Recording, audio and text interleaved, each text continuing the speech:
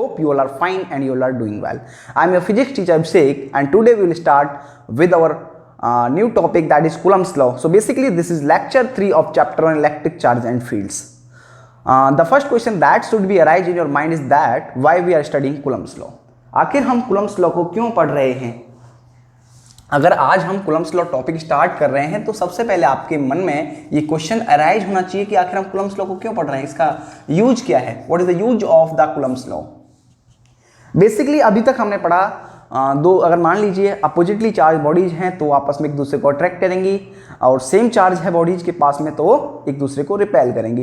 ये तो हमने पढ़ लिया था, बट कितने फोर्स के साथ वो एक दूसरे को अट्रैक्ट करेंगी या फिर रिपेल करेंगी ये हमें नहीं पता है. तो उसी फोर्स को फाइंड करने के लिए, गेट करने के लिए हम Coulomb's लॉ को पढ़ रहे हैं. We know that two bodies either attract or repel each other, but with how much force they attract or repel each other we don't know. To get that force we are studying Coulomb's law. ठीक है भाई. तो basically जो Coulomb's law है वो है interaction of charges के बारे में, यानी चार्जेस के मिलने के बारे में. तो Coulomb's लॉ बेसिकली एक एक्सपेरिमेंटल लॉ है. लॉ कौन से होते हैं भाई? लॉ वो होते हैं जिनके लिए एक्सपेरिमेंट किए जाते हैं. लॉ का कोई भी प्रूफ नहीं होता. ठीक है, मैं एक थोड़ी सी बेसिक इंफॉर्मेशन आपको प्रोवाइड करा रहा हूं. लॉ का कोई भी प्रूफ नहीं होता. लॉ के क्या किए जाते हैं? एक्सपेरिमेंट किए जाते हैं. तो basically we can say that Coulomb's law is an experimental law.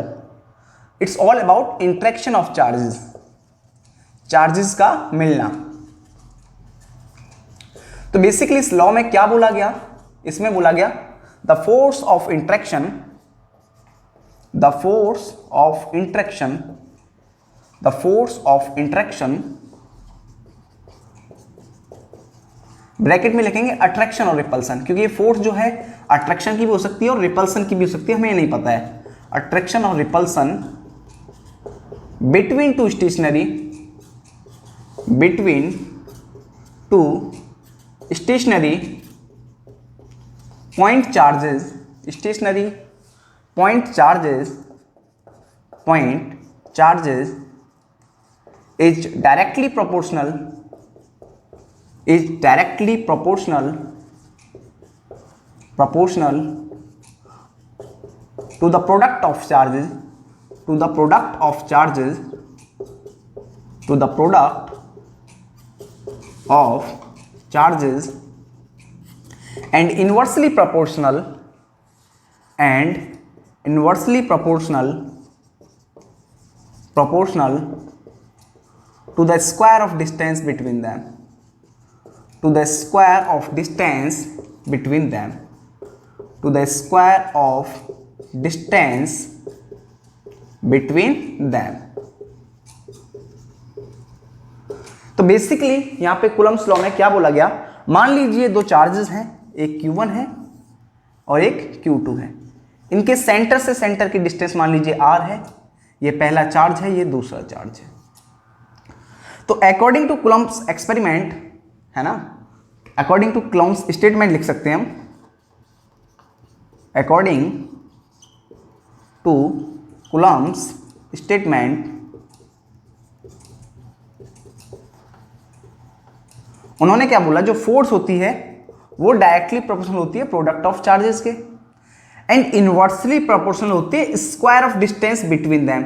यानी डिस्टेंस क्या है? आर है, उसका स्क्वायर किया तो उसके इनवर्सली प्रोपोर्शनल होती है. तो बेसिकली हमें दो इक्वेशन गेट हो गई. इन दोनों इक्वेशन से मिला के हम एक थर्ड इक्वेशन क्या लिख सकते हैं कि force is directly proportional to Q1 Q2 upon R square. इस तरीके से लिख सकते हैं. तो बेसिकली जिस प्रोपोर्शनलिटी के साइन को हटाएंगे तो कांस्टेंट आ जाएगा, और यहां से हमें वैल्यू मिल जाएगी F is equal to K Q1 Q2 upon R square. तो बेसिकली ये फॉर्मूला होता है दो चार्जेस के बीच का फोर्स निकालने का. अब ये चार्ज इस पे कुछ फोर्स लगा रहा होगा, तो हम यहां पे लिखेंगे फोर्स ऑन 2 ड्यू टू 1. ये वेक्टर साइन मैंने इसलिए लगाया क्योंकि जिस डायरेक्शन को रिप्रेजेंट करेगा, वेक्टर साइन बेसिकली रिप्रेजेंट क्या करता है? डायरेक्शन को. सिमिलरली इस पे एक अपोजिट फोर्स लगेगी उतने ही मैग्नीट्यूड की F12, force on 1 due to 2. F12 का मतलब क्या है? Force on charge 1 due to charge 2. ठीक है, तो बेसिकली आपको यहां तक समझ में आ गया होगा. अब यहां पे K क्या होता है? K जो होता है ये होता है प्रोपोर्शनलिटी कांस्टेंट. क्या होता है? Proportionality, proportionality, proportionality constant. जो k होता है इसकी फिक्स वैल्यू नहीं होती है, मीडियम पे डिपेंड करता है। क्या क्या करता है? मीडियम पे डिपेंड करता है। k depends upon medium. k क्या करेगा भाई? मीडियम पे डिपेंड करेगा। यानी कि अगर आप एयर की बात करें तो एयर में फोर्सेस दो चार्जेस के बीच की अलग होगी। वैक्यूम में बात करें तो वैक्यूम और एयर एक ही माना जाता है, ठीक है। अगर आप ऑयल की बात करें, वाटर की बात करें, वाटर में दो चार्जेस रखे हुए तो वहां पे फोर्स में भी अलग हो सकती है, ठीक है, क्योंकि के जो है मीडियम पे डिपेंड करता है। अगर के की वैल्यू की बात करूं तो के की वैल्यू होती है 9 × 10⁹, जो आप जनरली यूज करेंगे। और इसकी पहले यूनिट की बात कर लेते हैं। अगर यूनिट की बात करेंगे तो हम के बराबर क्या लिख सकते हैं?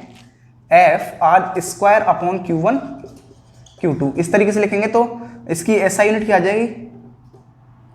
एसआई यूनिट क्या आ जाएगी? एसआई यूनिट ऑफ के।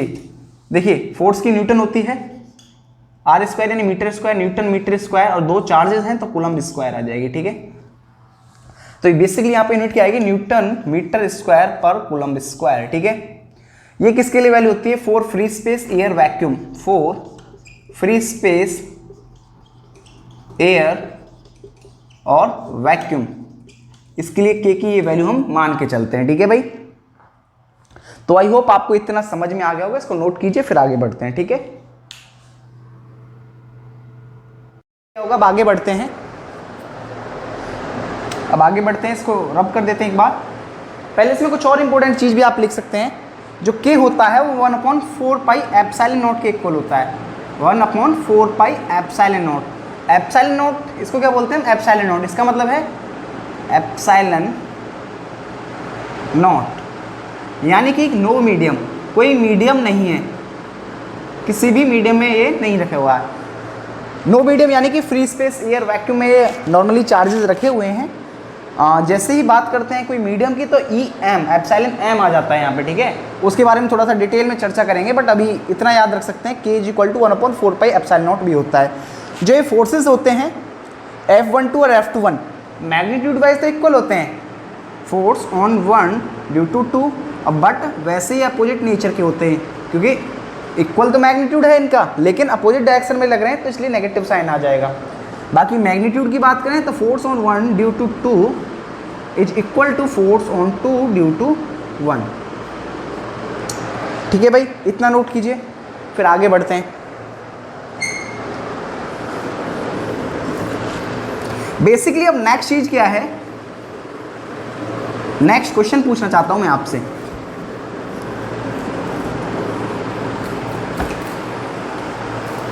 नेक्स्ट क्वेश्चन ये है कि यहां पे क्या था? Q1 चार्ज था और यहां पे Q2 चार्ज था।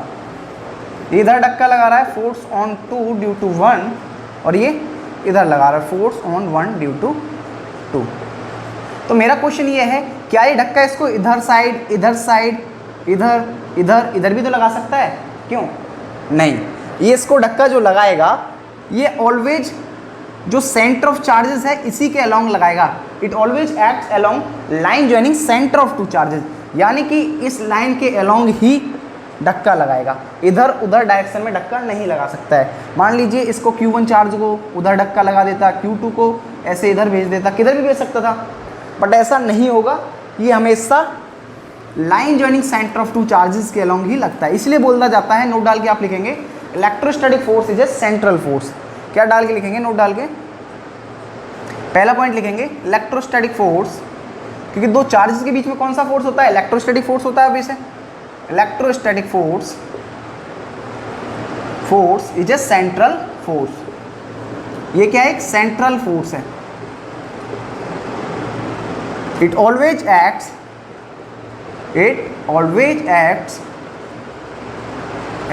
along line joining center of two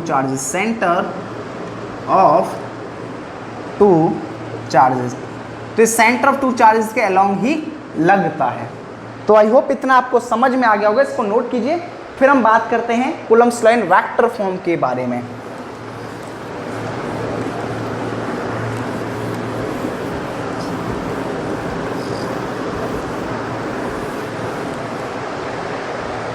अब बात करते हैं Coulomb's law in vector form. Coulomb's law in vector form, vector form. मान लीजिए यहाँ पे Q1 चार्ज है, सेंटर से सेंटर की डिस्टेंस अगेन हम R ही लेंगे, ठीक है, ये पहला चार्ज, ये दूसरा चार्ज। तो इधर force on 2 due to 1, force on 1 due to 2।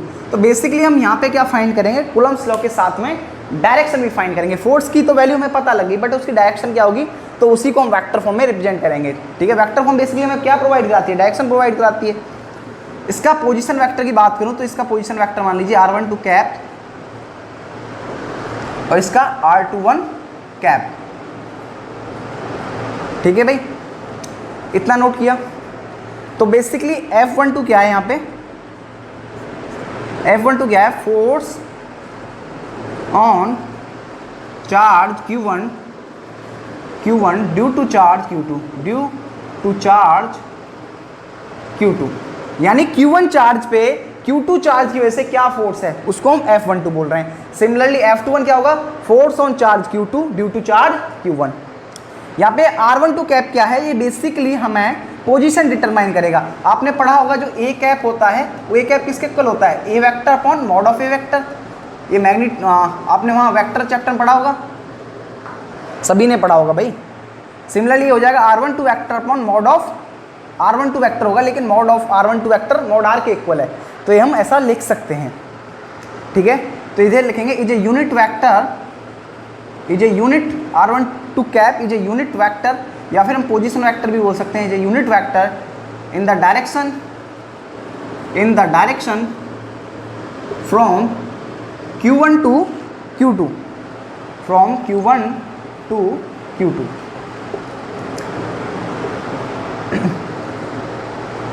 from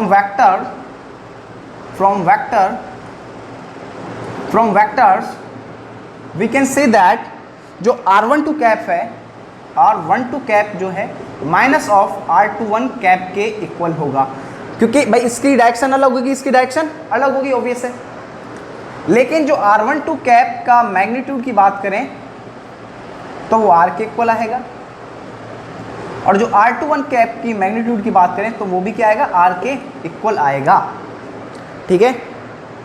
अगर इसके मैग्नीट्यूड की बात करते हैं, ठीक है।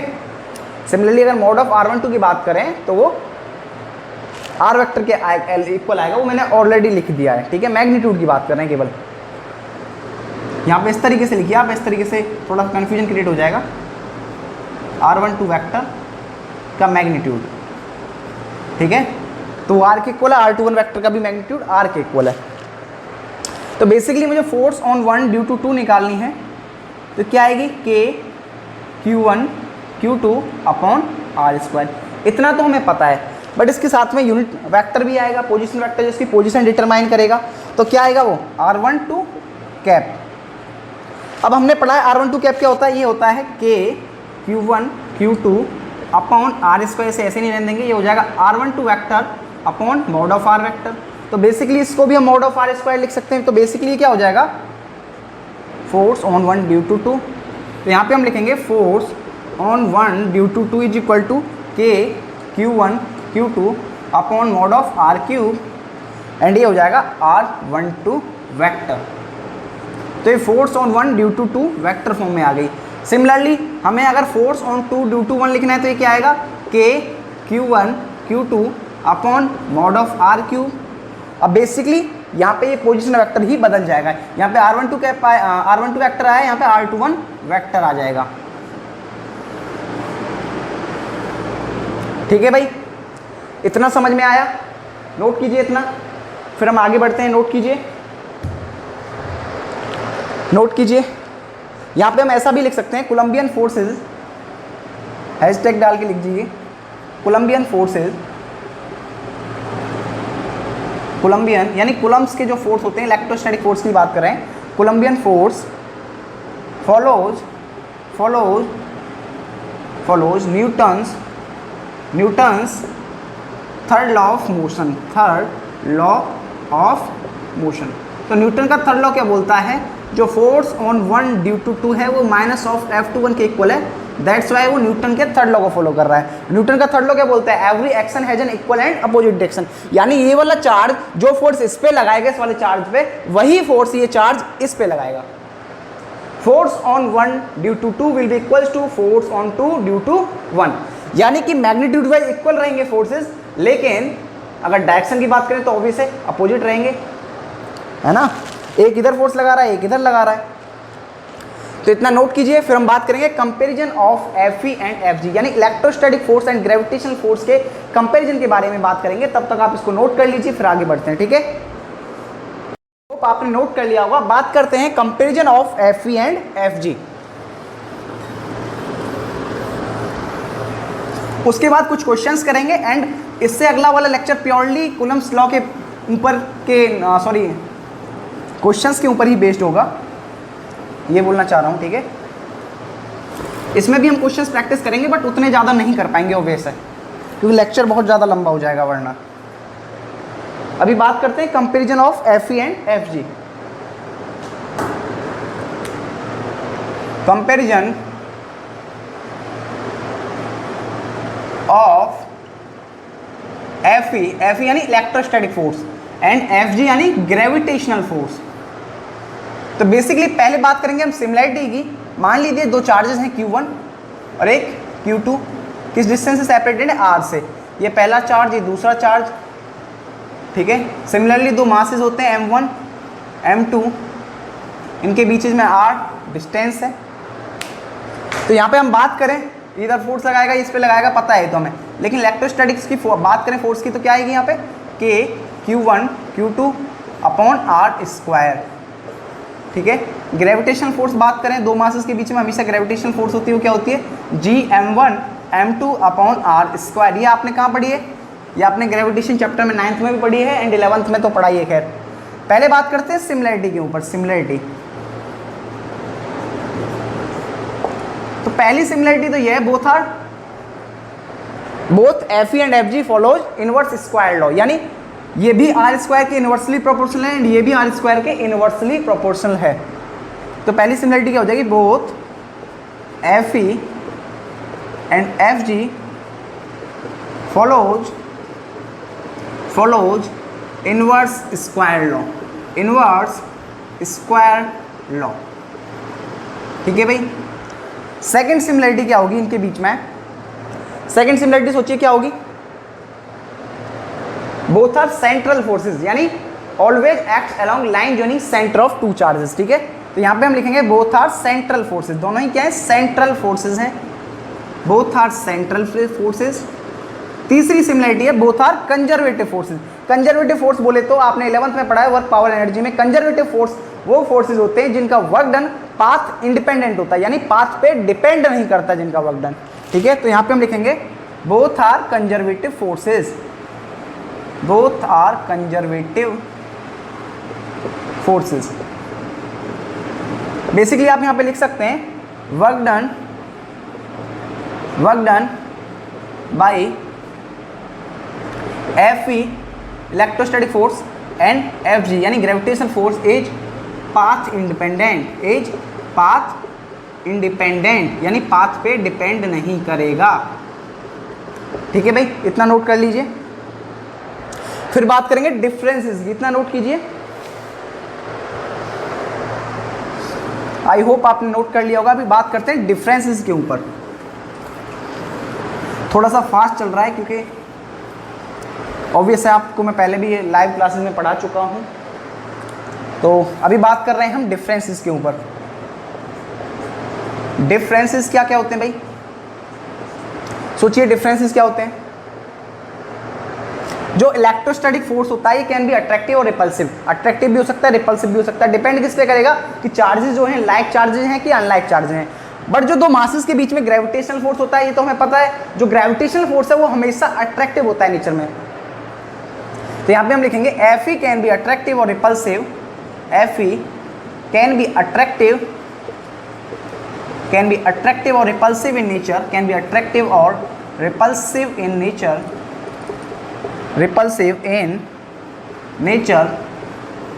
but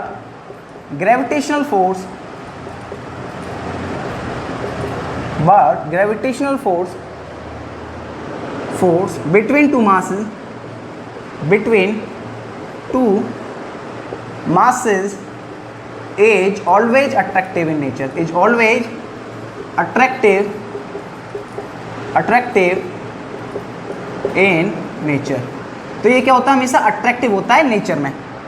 सेकेंड डिफरेंस क्या है भाई, जो इलेक्ट्रोस्टैटिक फोर्स कांस्टेंट के होता है, ये क्या इलेक्ट्रोस्टैटिक फोर्स कांस्टेंट ही तो है, ये मीडियम पे डिपेंड करता है, बट जो universal gravitation constant capital G है, ये मीडियम पे डिपेंड नहीं करता, इसकी फिक्स वैल्यू होती है। तो यहाँ पे हम लिखेंगे electrostatic force constant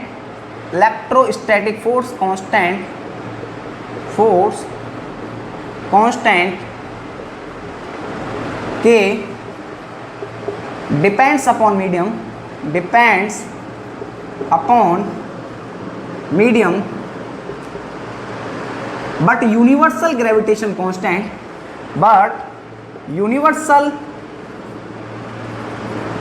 universal gravitational constant capital G have a fixed value. इसकी क्या होती है, फिक्स वैल्यू होती है, हैव अ फिक्स्ड वैल्यू। ठीक है भाई, जो ये के होता है इलेक्ट्रोस्टैटिक फोर्स कांस्टेंट, ये मीडियम पे डिपेंड करता है, बट जो ग्रेविटेशनल यूनिवर्सल ग्रेविटेशन कांस्टेंट ये कैपिटल जी होता है, इसकी फिक्स वैल्यू होती है। ठीक है, इतना नोट करेंगे। थर्ड जो डिफरेंस है वो ये है, जो इलेक्ट्रोस्टैटिक फोर्स होता है वो मच ग्रेटर देन होता है ग्रेविटेशनल फोर्स, यानी ग्रेविटेशनल फोर्स से बहुत ज़्यादा स्ट्रॉन्गर होता है। कौन सा फोर्स, इलेक्ट्रोस्टैटिक फोर्स। इतना नोट कीजिए। फिर हम कुछ न्यूमेरिकल्स की तरफ बढ़ते हैं, और इसके अगले लेक्चर में भी न्यूमेरिकल प्रैक्टिस करेंगे, देन फिर हम पढ़ेंगे परमिटिविटी एंड रिलेटिव परमिटिविटी के बारे में। पहले इतना नोट कीजिए, फिर चर्चा करते हैं न्यूमेरिकल्स के ऊपर। न्यूमेरिकल्स जो है मेरे पास, जो कुछ न्यूमेरिकल्स हैं आपके एनसीईआरटी के भी हैं इसमें। ठीक है, तो अप्रॉक्स 3-4 न्यूमेरिकल अभी प्रैक्टिस कर लेते हैं।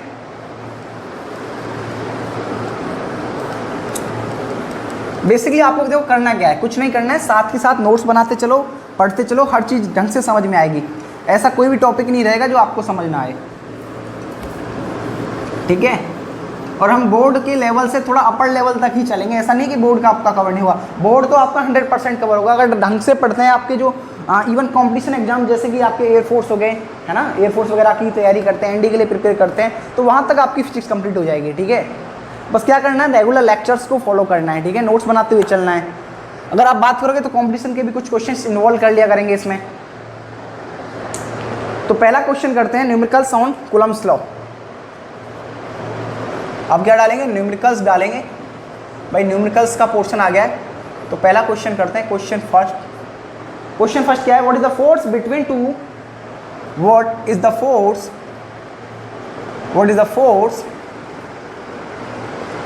Between two small charge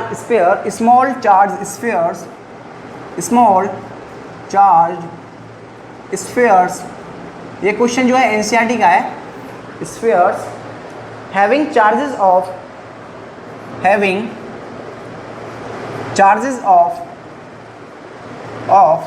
2 × 10⁻⁷ coulomb, 2 × 10⁻⁷ coulomb and 3 × 10⁻⁷ coulomb and 3 × 10⁻⁷ coulomb are placed 30 cm apart, are placed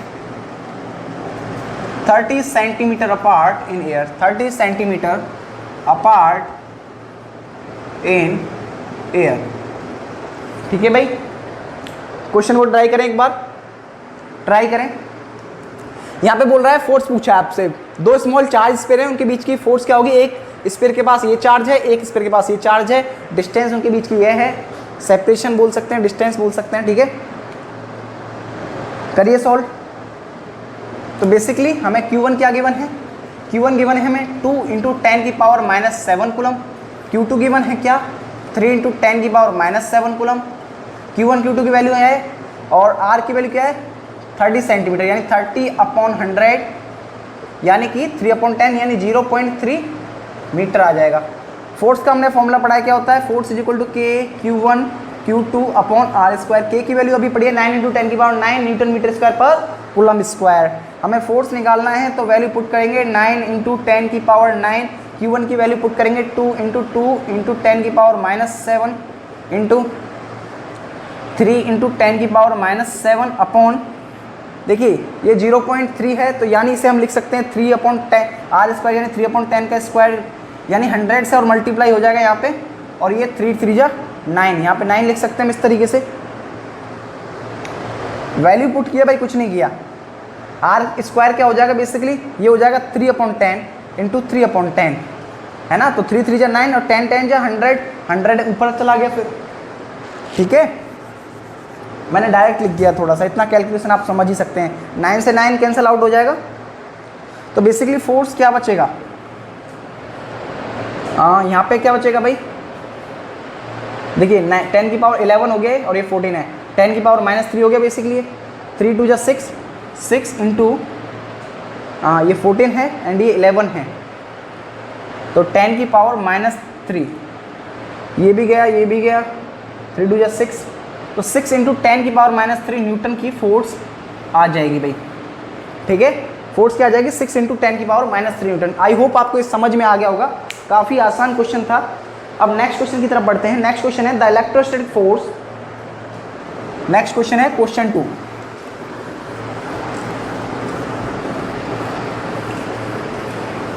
देखिए एनसीईआरटी के तो हम सारे क्वेश्चंस डिस्कस करेंगे बेसिकली, है ना, और बाकी थोड़े हायर लेवल के ही क्वेश्चन लेके चलेंगे।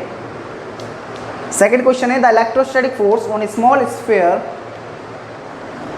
Question 2, the electrostatic force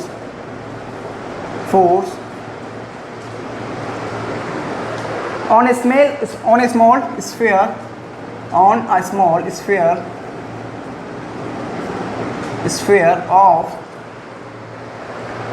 of charge 0.4 microcoulomb, of charge 0.4 microcoulomb due to another small sphere, due to another small sphere of charge -0.8 microcoulomb in air, यानी कहाँ पे रखे हुए हैं, एयर में रखे हुए हैं, एयर एज 0.2 न्यूटन। मान लीजिए अगर आपको नहीं बताया गया कि कहाँ पे रखे हुए हैं तो आपको भी एयर में ही मान के चलना है, ठीक है। अगर नहीं बताया गया तो एयर में ही मान के चलना है। एज 0.2 न्यूटन, तो पहला पार्ट है इसमें, ए पार्ट क्या है, what is the distance between two sphere, यानी आर की वैल्यू फाइंड करनी है। What is the distance between two sphere,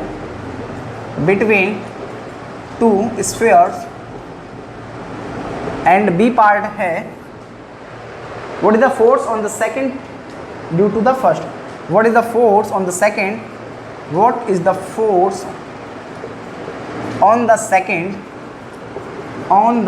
due to first, यानी सेकंड स्फीयर पे फर्स्ट स्फीयर की वजह से फोर्स क्या होगा। सेकंड वाला पार्ट तो सब कर लेंगे आसानी से, बहुत ज़्यादा आसान, ट्राई कीजिए क्वेश्चन को। तो बेसिकली यहाँ पे अगर Q1 की वैल्यू हम देखें तो Q1 की वैल्यू हमें क्या प्रोवाइड की है, Q1 प्रोवाइड किया है 0.4 इंटू 10 की पावर -6 कूलम में कन्वर्ट करेंगे तो 10 की पावर -6 से मल्टीप्लाई कर देते हैं। माइक्रो कूलम को अगर कूलम में कन्वर्ट करना है तो 10 की पावर -6 से मल्टीप्लाई कर देते हैं। Q2 क्या हो जाएगा, -0.8 इंटू 10 की पावर -6 कूलम। R क्या गिवन है, निकालना है R, तो फोर्स गिवन है, फोर्स क्या गिवन है 0.2 न्यूटन। ए पार्ट को कर रहे हैं पहले, तो फोर्स का फॉर्मूला हो जाएगा Q1 Q2 upon R square. अगर हमें R स्क्वायर निकालना है तो R स्क्वायर क्या हो जाएगा, Q1 Q2 अपॉन F, यानी कि R स्क्वायर बराबर 9 इंटू 10 की पावर 9 इंटू 0.4 इंटू 10 की पावर -6 Q1 का मल्टीप्लाई किया। अब Q2 में माइनस का साइन आ रहा है तो हमें माइनस का साइन लेने की कोई ज़रूरत नहीं, क्योंकि हमें केवल मैग्नीट्यूड से मतलब है, क्योंकि हमें यहाँ पे R की वैल्यू निकालनी है। तो हम क्या मल्टीप्लाई करेंगे, 0.8 इंटू 10 की पावर -6 अपॉन 0.2, यानी 2 अपॉन 10 लिख सकते हैं इसको, ठीक है। तो अभी इधर आ जाते हैं, तो आर स्क्वायर बराबर क्या हो जाएगा 9 इंटू 10 की पावर 9 इंटू 4 अपॉन 10 इंटू 10 की पावर -6 इंटू 8 अपॉन 10 इंटू 10 की पावर -6 अपॉन में हो जाएगा 2 अपॉन 10। ठीक है, तो बेसिकली एक 10 से 10 कट जाएगा, ऐसा ही होगा। फिर इधर देखते हैं 10 की पावर -6, ये 10 की पावर 9, तो बेसिकली आर स्क्वायर बराबर हो जाएगा ये 9, 10 की पावर -3 बचेगा यहाँ पे, तो ये होगा 9 इंटू 4 इंटू 8 इंटू 10 की पावर -3, इस तरीके से बचेगा, एंड अपॉन में ये 10 इंटू 2, 10 इंटू 2 हो जाएगा भाई, इसका मल्टीप्लाई इसमें हो जाएगा ना, तो बेसिकली 2 ये 4 से कट जाएगा। ठीक है, तो यानी 10 की पावर -3 को अगर हम नीचे लेके आए तो ये हो जाएगा 144 अपॉन 10 की पावर 4, यानी ऐसे लिख सकते हैं। ठीक है, 10,000 हो गया। तो R square is equal to basically क्या हो जाएगा, under root of R is equal to की वैल्यू, आर की वैल्यू फाइंड करें तो 144 अपॉन 10,000, यानी कि हम इसे ऐसा लिख सकते हैं इज इक्वल टू 12, 12 का स्क्वायर 144 अपॉन 100 का स्क्वायर 10,000 हो जाएगा, तो 12 अपॉन 100। तो आर की वैल्यू कितनी आ गई, 12 अपॉन 100 आ गई। ठीक है भाई, आर की वैल्यू क्या आ गई, 12 अपॉन 100 आ गई। फिर हमें पूछा गया है what is the force on the second due to first, तो बी पार्ट यहाँ पे कर लेते हैं। Force on the second, force on second due to first will be minus of force on one due to 2, यानी force क्या होगी, magnitude wise तो इक्वल होगी बट अपोजिट डायरेक्शन में होगी। वैसे अगर बात करें तो फोर्स क्या होगी, अट्रैक्टिव होगी। अट्रैक्टिव क्यों होगी, क्योंकि एक चार्ज क्या है पॉजिटिव, एक क्या है नेगेटिव, तो इसलिए फोर्स होगी अट्रैक्टिव। और बाकी फोर्स न्यूटन के थर्ड लॉ को फॉलो करते हुए force on 2 due to 1 will be equal to minus of force on 1 due to 2, जितनी ये फोर्स लगा रहा है उतनी ये फोर्स लगाएगा, बस अपोजिट डायरेक्शन का अंतर आएगा। ठीक है, यानी मान लीजिए Q1 चार्ज है, ये Q2 चार्ज है, तो ये मान लीजिए इसको इधर धक्का अपनी तरफ खींच रहा है, तो इसको ये वाला चार्ज क्या कर रहा है, अपनी तरफ खींच रहा है, तो ये उसको धक्का देगा, यानी ये खींच रहा है, ये धक्का देगा। एक फोर्स इधर रहेगी, एक इधर रहेगी, अपोजिट डायरेक्शन में रहेगी। कहने का मतलब ये है, बात समझ में आ रही है। और बाकी अट्रैक्टिव इसलिए रहेगी क्योंकि एक नेगेटिव चार्ज एक पॉजिटिव चार्ज है। नोट कीजिए इसको, फिर एक और क्वेश्चन डिस्कस करते हैं। Question third,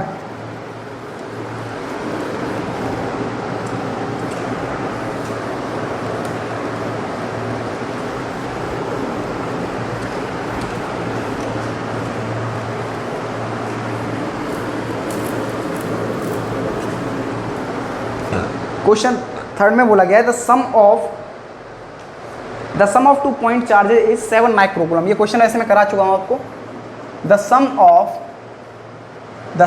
of 2 point charges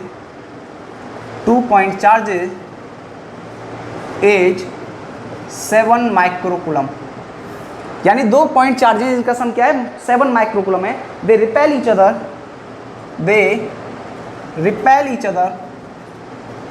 each other with a force of 1 Newton, with a force of 1 Newton। बहुत ही आसान क्वेश्चन है, बस क्या है थोड़ा सा प्रैक्टिस चाहिए। with a force of 1 Newton, ठीक है। when kept 30 centimeter apart, when kept 30 centimeter apart in air, apart in air या फिर फ्री स्पेस मान लीजिए। Calculate value of each charge, calculate value of each charge, calculate value of each charge. आपको हर charge की value निकालनी है basically. तो try कीजिए एक बार, अच्छा क्वेश्चन है, ट्राई कीजिए इसको। क्वेश्चन नंबर थर्ड, ट्राई कीजिए।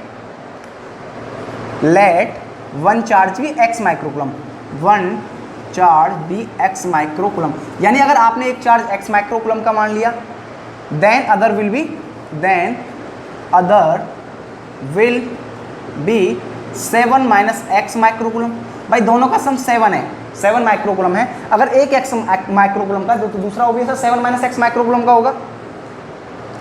यानी Q1 की वैल्यू क्या है x इंटू 10 की पावर माइनस 6 कूलम, Q2 की वैल्यू क्या है 7 माइनस एक्स इंटू 10 की पावर माइनस 6 कूलम। ठीक है, R की वैल्यू क्या है 0.3 मीटर। हमें निकालना क्या है, फोर्स निकालना है। तो फोर्स का फॉर्मूला क्या है K Q1 Q2 upon R square. ठीक है, फोर्स तो बता रखा है। अच्छा सॉरी, चार्ज की वैल्यू निकालनी है, x की वैल्यू क्या होगी बेसिकली बताना है हमें। ठीक है, तो फोर्स 1 हो जाएगा K 9 इंटू 10 की पावर 9, ये हो जाएगा x इंटू 10 की पावर माइनस 6, ये हो जाएगा 7 माइनस एक्स इंटू 10 की power minus 6 upon 3 3 3 9 into 100। Again उसी जैसा है ये भी, यानी कि 10 की 9, ये से हम ऐसा भी लिख सकते हैं 9 से 9 कट जाएगा, ये 1 इज इक्वल टू 10 की पावर 11 इंटू एक्स इंटू 10 की power minus 12 into 7 minus x. ठीक है, ऐसा हो जाएगा। तो बेसिकली क्या बचेगा 10 की पावर माइनस 1 बचेगा, तो 1 इज इक्वल टू 10 की power minus 1 into x into 7 minus x, ऐसा हो जाएगा। अपॉन में अगर 10 माइनस 1 को इधर लेके जाते हैं तो 10 is equal to 7x, X का मल्टीप्लाई अंदर किया माइनस एक्स स्क्वायर, यानी कि क्वाड्रेटिक बन जाएगी X square minus 7x plus 10 is equal to 0। इसको सॉल्व कर लीजिए, आपका आंसर निकल के आ जाएगा। सॉल्व कर लीजिए भाई इसको, यानी इसका क्वाड्रेटिक सॉल्व करना तो आता है ना, मल्टीप्लाई करके 10x आना चाहिए और दोनों का ऐड करें तो क्या आना चाहिए -7 आना चाहिए। बता ही देता हूँ। तो बेसिकली क्या हो जाएगा x square minus 5x minus 2x, multiply करें तो 10x आ रहा है और ऐड करें तो -7x आ रहा है, प्लस 10 इज इक्वल टू 0। अब यहाँ से कॉमन क्या ले सकते हैं बताइए, सोचिए। x कॉमन ले सकते हैं तो ये हो जाएगा x माइनस 5, यहाँ से -2 कॉमन ले सकते हैं, ये भी क्या हो जाएगा x minus 5 is equal to 0। तो basically x minus 2 x minus 5 is equal to 0, तो x की वैल्यू होगी 2 और x की वैल्यू होगी 5। हैंस यहाँ पे हम क्या कंक्लूड कर सकते हैं कि जो चार्जेज होंगे, एक होगा 2 माइक्रोकूलम का, दूसरा होगा 5 माइक्रोकूलम का। तो यहाँ पे हम लिखेंगे नोट डाल के hence one charge will be of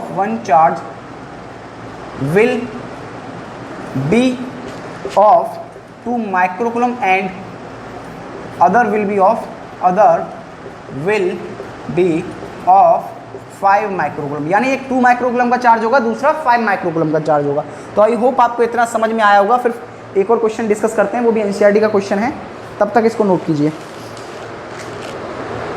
note कीजिए भाई इसको। नेक्स्ट क्वेश्चन बोला गया है, इफ 10 की पावर 9 इलेक्ट्रॉन्स, एक बार उसको आप खुद ट्राई करेंगे देन मैं डिस्कस करूंगा। ठीक है,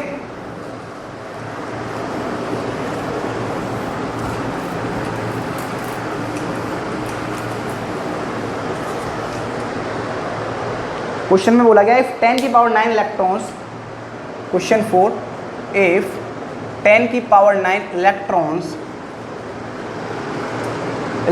move out of a body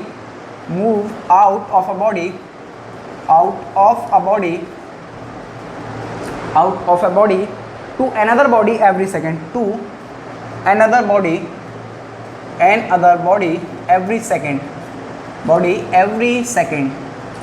every second,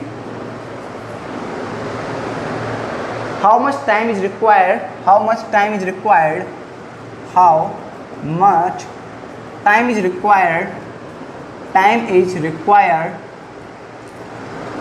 to get a charge of 1 coulomb on the other body, to get a charge of 1 coulomb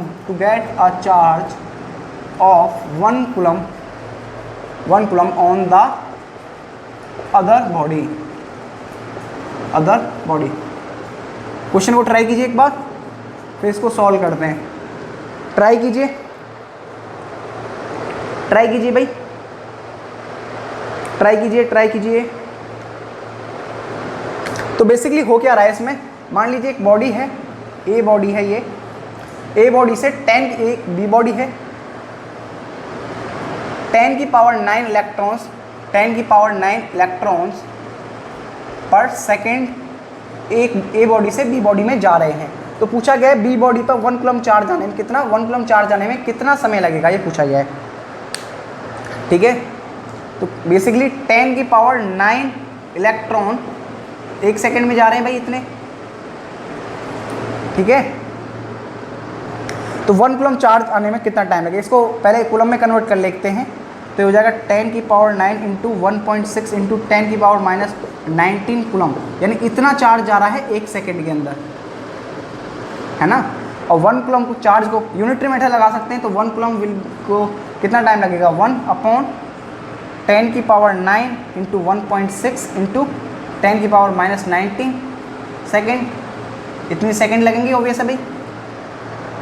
यानी कि इनको सॉल्व करते हैं तो 1 कूलम ये आ जाएगा ऊपर जाके 10 की पावर 10 अपॉन 1.6, यानी इसको हम ऐसा भी लिख सकते हैं 1 कूलम 10 इंटू 10 की पावर 9 अपॉन 1.6। इसको सॉल्व करेंगे आप तो ये आएगा, अरे यार ये तो वैसे भी आपने किया हुआ है, क्लास 10th में आता है 10 अपॉन 1.6 इस तरीके की टर्म, 6.25 आएगा ये, 6.25 इंटू 10 की पावर 9 सेकेंड।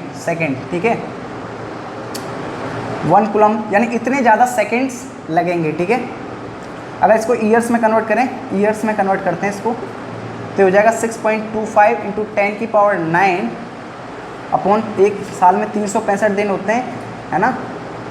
एक साल में 365 दिन होते हैं, एक दिन में 24 घंटे होते हैं, और 24 घंटे 1 घंटे में 60 मिनट होते हैं, और 60 मिनट 60 सेकेंड होते हैं। ठीक है, तो इसको आप डिवाइड करेंगे, ये नियरली इक्वल आ जाएगा 200 ईयर्स के। ठीक है, अगर इसको आप सॉल्व करते हैं तो नियरली अप्रॉक्सीमेट 200 ईयर्स के अप्रॉक्स आ जाएगा।